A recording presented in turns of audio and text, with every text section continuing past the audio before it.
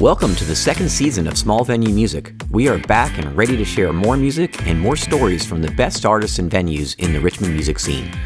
Get ready for some amazing performances, intimate conversations, and behind-the-scenes insights from all the people who make our local music scene so special. We really hope you tune in each episode to learn more about the amazing music made right here in our hometown of Richmond, Virginia.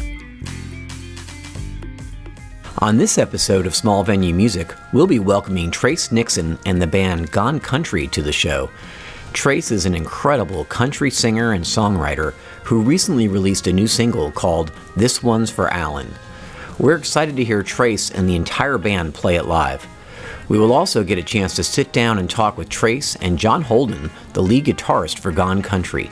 This episode will be hosted by Don Busick. We really hope you enjoy the show. All right, let's get started. Welcome. We are back at Crazy Rooster Brewing for our second episode of the season, and I am so excited because we are joined here by Trace Nixon, his parents, Michelle and Nick, and the entire band of Gone Country. I'm so happy that you guys are here, and this couldn't come at a better time because Trace has just released an amazing new single called This One's for Alan, and I couldn't think of a better way to start off our show than by having the whole band play it for you. So I will turn it over to you guys. Appreciate it.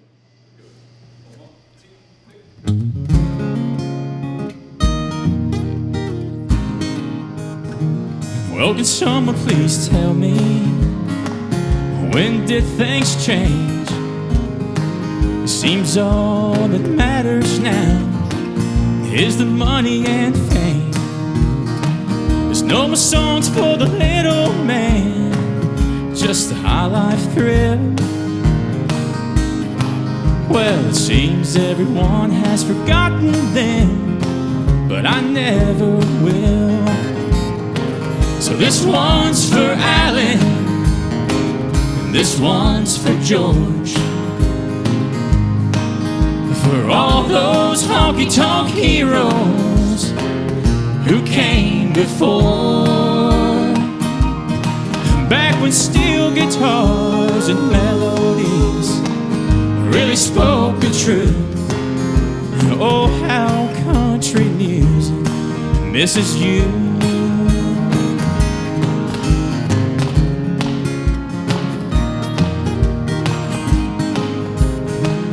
Well, sometimes I wonder, how can it be all the songs I grew up on are just memories? What's the going rate for souls these days? Seems like a record deal. Well, if you need me, I'm heading back in time when the songs were real. So this one's for Alan, this one's for George, for all those honky-tonk heroes who came before. Back when steel guitars and melodies really spoke the truth. Oh, how country music misses you. Oh, tell me.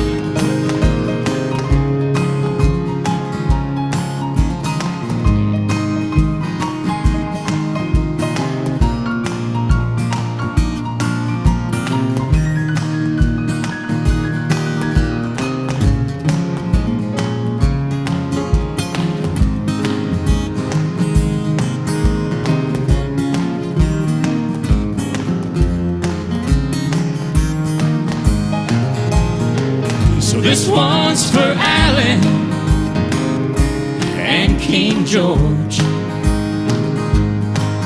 for all those honky-tonk heroes who came before. Back when steel guitars and melodies really spoke the truth. Oh, how country music misses you. Oh, how country music misses you.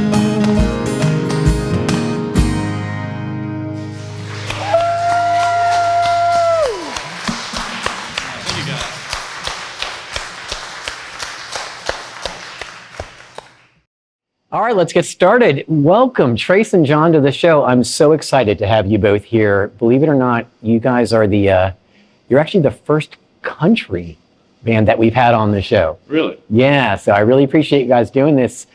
We've had indie folk, we've had classic rock, we've had hair metal on the band, but no country. So thanks for doing this. We're expanding out into different genres. Well, you've never seen John dress up like Kiss and play. He does it every now and then on gigs. So I moonlight as a hair metal guitar player. that's it. But, well, we'll have to get some video of that for the outtakes here.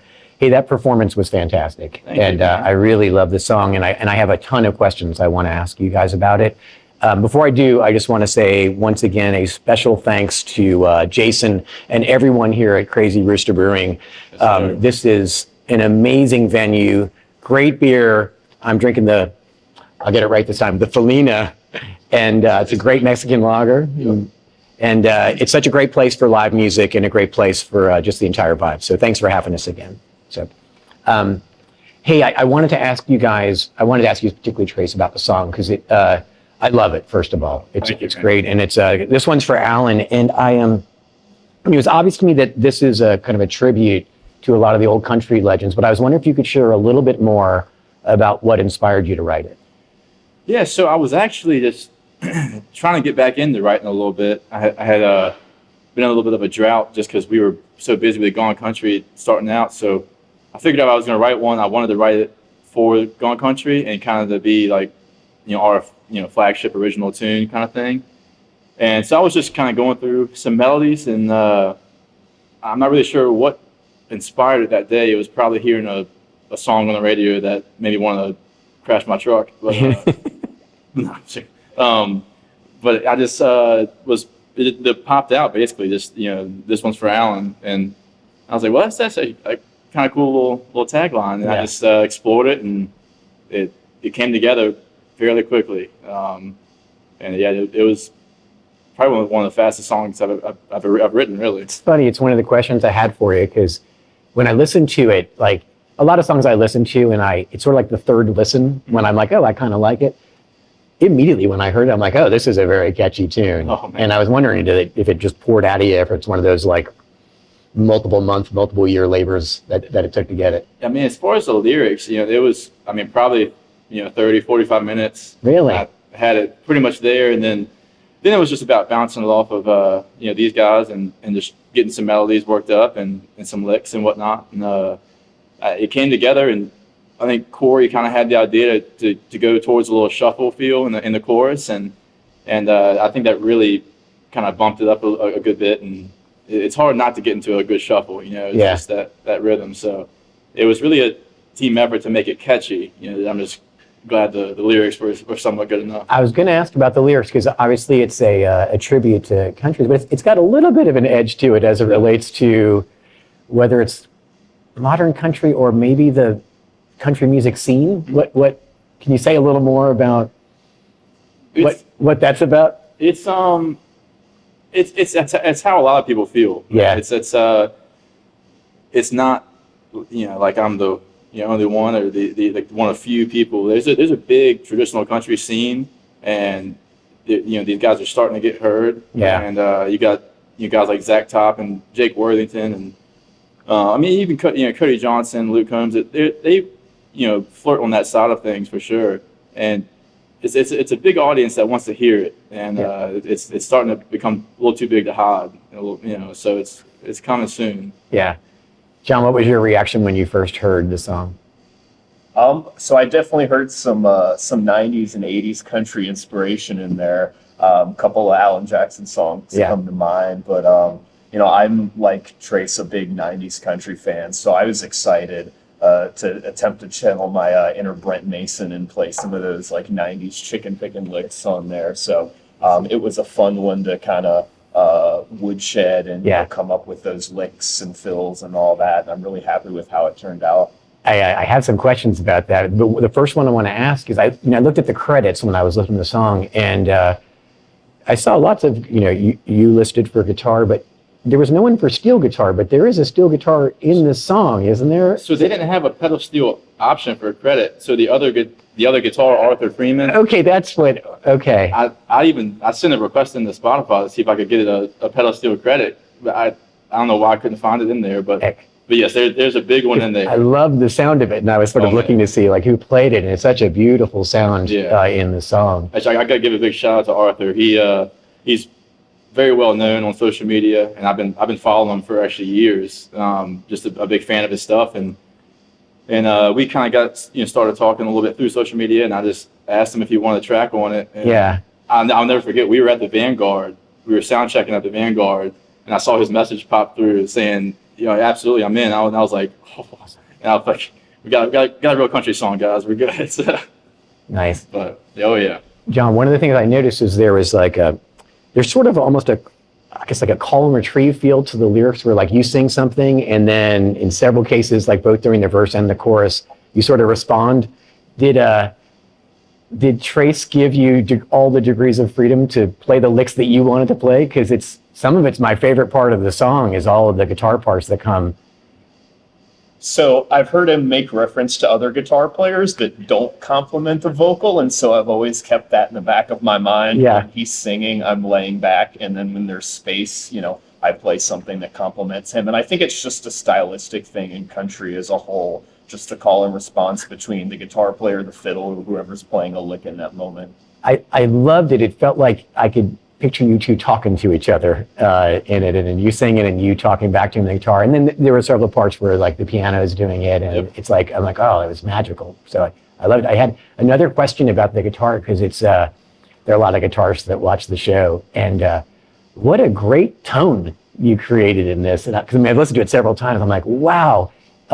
Anything about your setup that you could share for any of the geeky guitarists out there on how you got such a wonderful classic guitar tone? So country guitar tone is pretty bread and butter. Just a little compressor, a little slapback delay. And I actually played through an amp in Chip's studio on that cut. He's got this little 1 watt Benson head that it's got great reverb, and I fell in love with it as soon as I played through it. And so I asked him, when we were about to cut this, can I use that amp?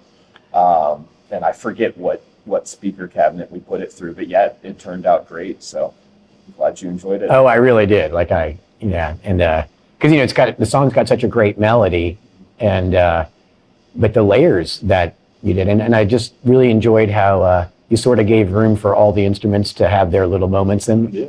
We gotta give. That was really Chip. I kind of told him the direction. We talked a lot about some influences and whatnot, but as far as panning and levels and whatnot, he really he did a great job on it. And I think this is his first go at like a true right down the middle traditional country tune, and he killed it, man. He really, like you said, left a lot of space for all the instruments and all the playing, because there was a lot going on. Yeah. But it didn't sound like it was too jumbled or too busy, and that was all him for sure. Yeah, I love the recording. I love the version you guys just played too. So it's sort of nice for people to hear that was two different versions. First time we went through that one, so hopefully it sounded pretty good. Oh, it was great. Yeah, it was great. It sounded good to me too. So. When you guys play it live, do you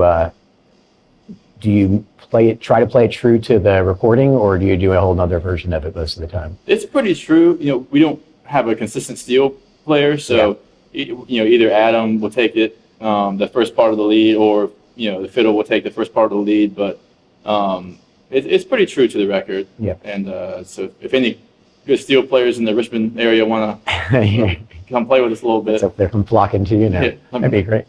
Have you had it's been out for what, 3 or 4 weeks now? I think it's 3.5, 4 weeks. Have you gotten much reaction either from playing it live or folks that have gotten a chance to hear it? Yeah, it's been all really positive feedback, man. I'm just really, really grateful for that. And I think the day after we released it, we played at River City Roll. Yeah. And we had a couple people, really, really pumped about it. And we got tagged in a couple, Instagram stories for it and whatnot. So it's cool to see people listening for it. And had you guys been playing it before you released it, or was it the first time anyone got to hear it? We played it for the first time at the state fair, I think, last year, right?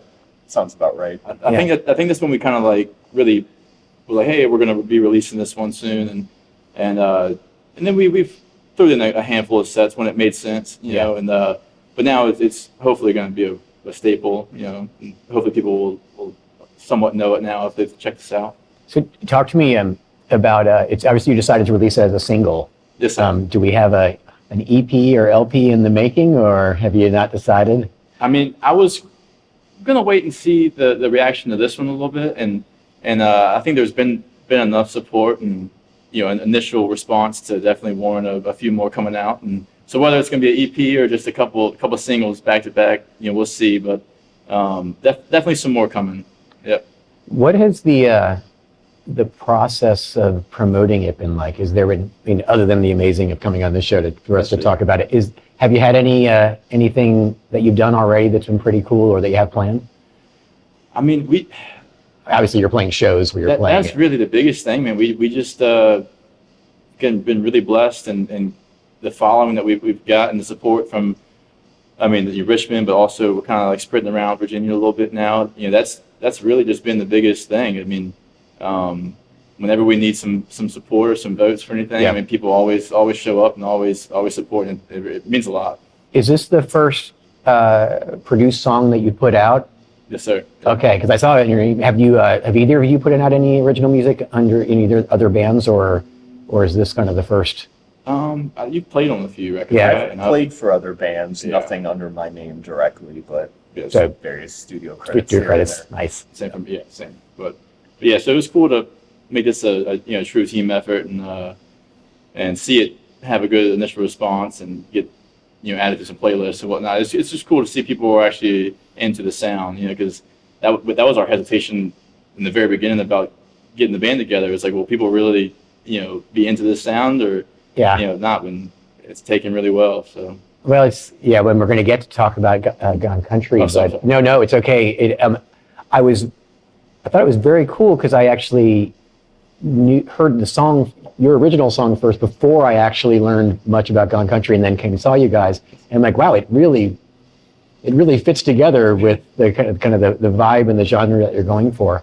Hey, before we talk any more about Gone Country, I know you have a couple of other originals. Would you mind if we paused right now and you played us one more song, and then we can come back and we can talk about that and the rest of the band? If y'all don't mind pausing for a minute. Oh, yeah. I do. Yeah, we'd love to hear some live music. All right, great. Hey, we'll be right back, and we'll hear Trace play another song. We're going to do a tune I wrote a few years back, and it's called Don't Write Me Off. I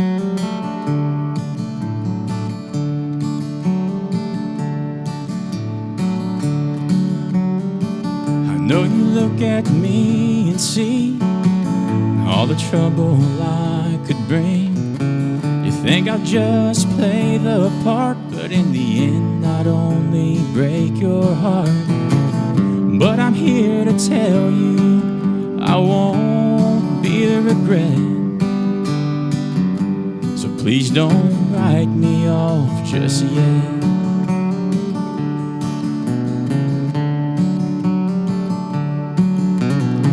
I know the last one left a scar. I see it there in your heart. But I promise on my soul I'll never leave you alone. And that's one thing I'll never let you forget. So please don't write me off just yet. You're the one I've been waiting for all my life. Because of you I found sunshine in the dead of night. Girl, against all the odds, I'll be your safest bet. So please don't write me off just yet.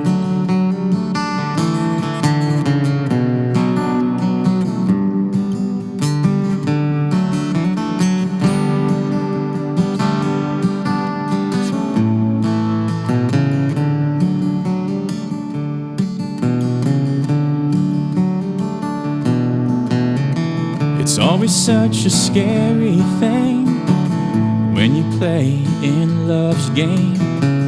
But I know one thing that's true, I'll always be here for you. And I'm not like anybody that you've seen yet. So please don't write me off just yet. You're the one I've been waiting for all my life. Because of you I found sunshine in the dead of night. Girl, against all the odds, I'll be your safest bet. So please don't write me off just yet. I found the feeling I had lost on the night we met. So please don't write me off just yet.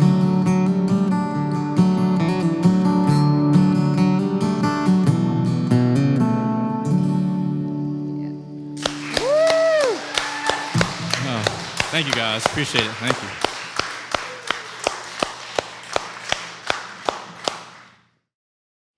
All right, welcome back. Wow, that was an amazing, and it answers a lot of the questions about, well, I loved the fact that you had your family in there. Oh, So it's a big part of music for me. So yeah, that made sense. Yeah. so I'd love to shift and talk about Gone Country, and maybe you guys could start and just share a little bit about the origins of the band, because I saw you've been together a couple of years, but then I saw that little quote of it's been 20 years in the making. So can you give a little bit of the background? Yeah. So I mean, John and I started playing together a little bit in some other projects, and they kind of just came to an end, for us both. And we threw around the idea of getting like a '90s country band together, but Yeah. I guess it really wasn't until Chip said something about, hey, if y'all ever get something together, let me know. And So how did you guys meet? just through other projects. Yeah. Yeah. And and I think that was the year before Gone Country, right? Yeah. We were just playing in another group that unfortunately didn't work out, but I guess we had good musical chemistry. We got along well enough, and so we decided to start another project. So was it the two of you that started it and then recruited others? Yeah, so we kind of had the idea, and then Chip was the next call. Yeah. And because I wasn't really sure if he was serious about it, because Chip is, you won't find a better bassist around, and really just everything to do He with. seems to come up on the show all the time. Man, he's a guy. Music royalty here. You wouldn't like him if you didn't know him, because he's so good at everything. But it's like he can sing too, I noticed. Oh yeah, Yeah. absolutely. So no, he's just a great dude, and so he was our next call, and then it was just kind of piecing that together, and luckily pulled some great people in. But yeah. Did you have a vision for all the pieces you wanted when you started? We had, really the group that we had in mind was what we, somewhat ended up with. Yeah. Diane was a big one. Getting Diane on board. She's probably the fan favorite in the group. And Corey and I went to high school with each other, and we haven't really, connected until I got back into the music scene. Yeah. And so he graciously lended his time, and it's been fun. Nice. So I have a question about how you guys decide your song list. How much debate? Oh yeah. I try to think, about the venue. Like we have probably like 50, 60 songs that we could add into a set. Yeah. I usually, it's like in the 40 to 45 song range, and depending on the venue, we might replace a few tunes here or there, but I try to craft it efficiently as far as tuning and what guitars we need and whatnot. But early on, we kind of made a playlist together, and just like let's go off of these tunes, and we just kind of started pulling songs off of that. But in terms of genre, is there any kind of limitations you put on yourself in terms of like decades of? Is it like try to stay within the 90s, or is it like certain types of country that you try to steer away from? And you don't have to name names of artists so much as like. Yeah, I mean, so it's, our big songs are definitely 90s based. Yeah. But I mean, we have some songs from the 80s. I think maybe one or two from earlier than that. But then, definitely some newer 2000s stuff too. And, a couple of classic rock stuff thrown in there. So with the group that we play with and, John and Corey, Chip, those guys, they can play anything. So it gives us a little freedom to throw whatever we want in there. Yeah. Yeah, I think there's a little bit of a nostalgia shift that's starting to happen too into the early 2000s. And so, if we keep pace with that, we'll start to pull some of those in as well. I tell you, you guys surprised me with a couple of songs because when I saw you this Thursday at the Amber Music Hall, I haven't heard "Driving My Life Away" and Eddie Rabbitt in forever, and I was like, oh wow, like this reminds me. For me, I'm a little older, but like this is like high school. Yeah. Like I'm like, wow, I haven't heard a band play that, and the vocals on it are amazing. I forgot how much I loved it. Oh, it's a good tune, man. All the Eddie Rabbitt stuff, but I guess gotta give a big shout out to Jake on that one. Corey's been kind of his little protege. Jake actually came up and filled in on that one on the kit, and that's what he wanted to play. So it's cool that even like that was a student, right? Yeah. So a high school kid, he was like, let's play "Driving My Life Away," and so it just shows that it's good music, and even the young kids can get into it, and he killed it. So shout out Jake. Appreciate Nice. Yeah, he's gonna love that. Yeah. I'm curious. Did you guys grow up like with country music as the music you listen to, or did you come to it later? I have my guesses, but yeah.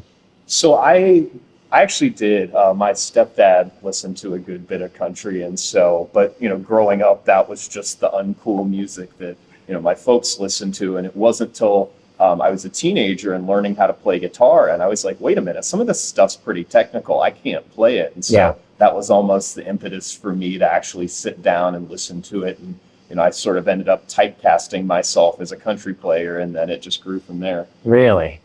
Did you were you more of a like pop rocker or that kind of thing before then? It was a mix of classic rock, blues, and then, the music of my childhood too. So a lot of the pop punk stuff was pretty prevalent then. So and I still enjoy all of that stuff, but I've really found a liking in the 90s country stuff and have stuck with it. How about you? Well, you come from music royalty. I just learned today. I met your parents. I'm like, wow. Yeah. So you met my parents. Yeah. Let me go ahead and share a little bit. Their first time meeting was at the barn dance here, just outside of Richmond, and so they were both playing the classic country set, and I think my mom, she performed on stage until she was just about ready to have me, so it's in your DNA. Unfortunately, not unfortunately, but as far your John was right. It wasn't very cool, growing up the music, but that's just really all I heard and all I have really played. So I don't know if I can really play much else, honestly, but like these guys are a little more versatile. But I noticed both of you have natural, I don't know how the best way to say it, like country music voices. Mm-hmm. And I had seen you sing before. John, you were a surprise because I think you got up and sang, I think it was a Toby Keith song you did. Should have been a cowboy. Yeah, I should have been a cowboy. And I was like, boy, you've got that deep country voice. I'm like, where did that come from? It was shocking. I mean, in an impressive way. Yeah, I mean, it's something I put on, like, if I'm being honest, like, I was trying to find a way to ask it because, like, sometimes if you grew up with that, like, it's like asking someone if they have an accent. You're like, well, do you? Because, like, but if you didn't grow up with it, you kind of find your way to it. Is that? Yeah, I mean, I'd say I found like a tasteful way, or at least what I think is a tasteful way to replicate it. I think sometimes people will put on that affectation, and it's a little bit too much, and then it becomes obvious. But it's about finding your sound. Well, for what it's worth, it seemed real. Well, I mean, you've got a beautiful voice, and I think both of you do. John sings. He sings all the bangers in the set. So like whenever John sings a tune, like the crowd just. It's a song that the crowd loves, so it's fun to step back and actually listen, like watch that. When he sings, it's fun. Could you share a little bit about how you learned to play your instruments? Yeah, I don't know if you can start on that one. Sure. So guitar actually wasn't my first instrument. I started out on piano when I was 5 or 6. Took lessons for about a year and then ended up switching teachers because mine had moved away. And I didn't click with my second teacher, so just sort of fell out of it. Are you from Richmond? I am, born Okay. and raised here. Got it. So my stepdad had a guitar sitting around the house and, tinkered on it here and there. But some point in middle school, I picked it up and previously I hadn't clicked with it, but at that point I did. And it was almost instantaneous. Like I didn't put it down from that point.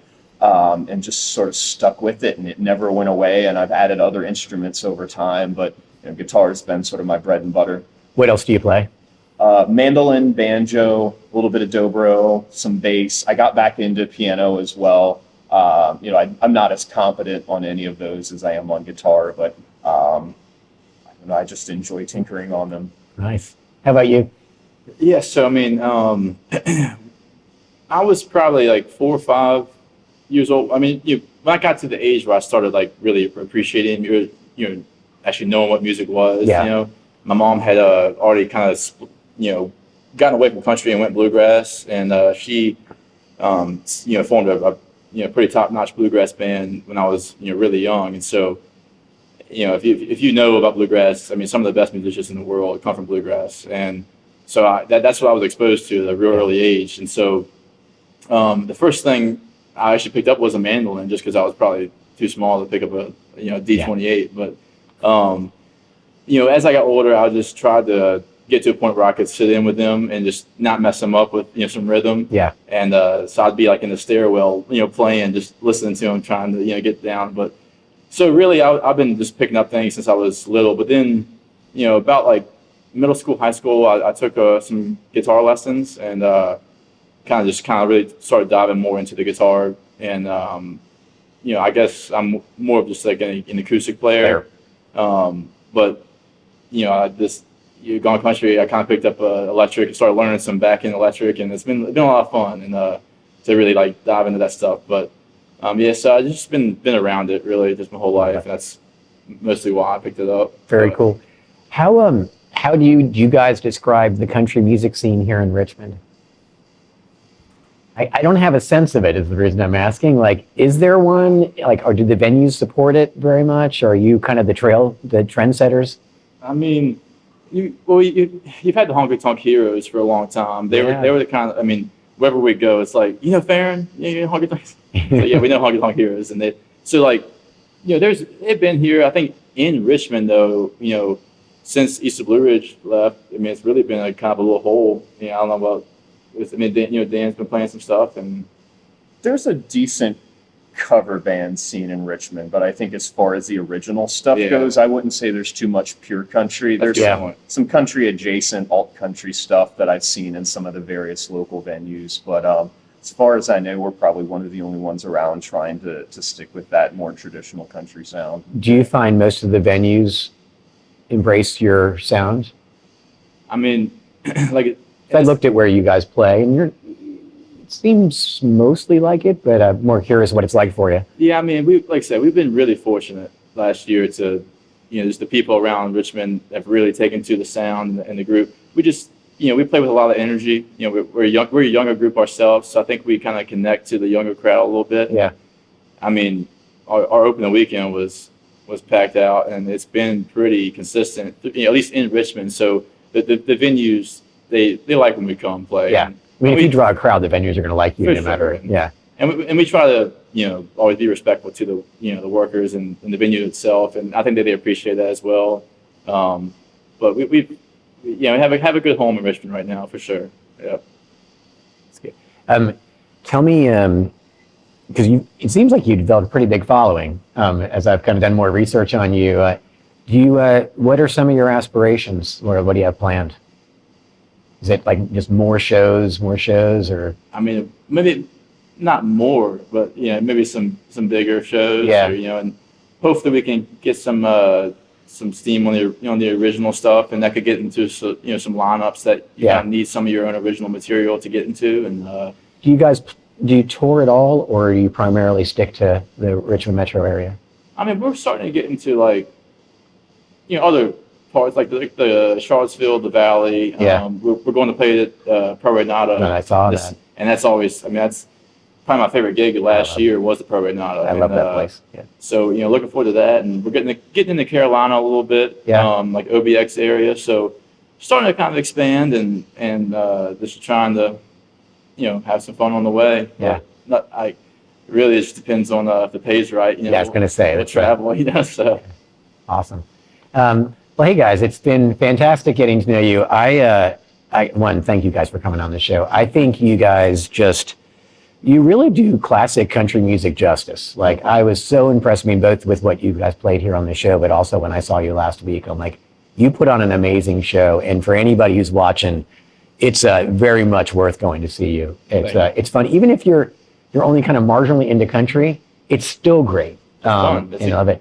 And I got to tell you, Trace, This One's for Alan's a great song. Thank you. I encourage everybody who's watching, go out, listen to it, because it's a great song. And I love the other original, so I highly encourage you to keep going. Yeah, man. And put out a full EP, because I think you guys are quite talented, both of you. And I love the whole band. And I sort of like the concept of bringing back some of the more classic country, where everyone actually plays their instruments and the vocals that you guys have. So it's awesome. I appreciate that, man. Yeah. So thanks, guys. Thanks for being on the show. I really appreciate it. Thank you for having us. All right.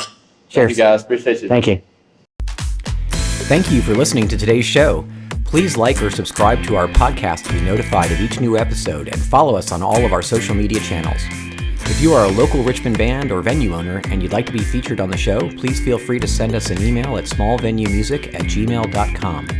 We'd love feedback on each episode, so please leave a comment to let us know how we're doing. Thanks again for listening.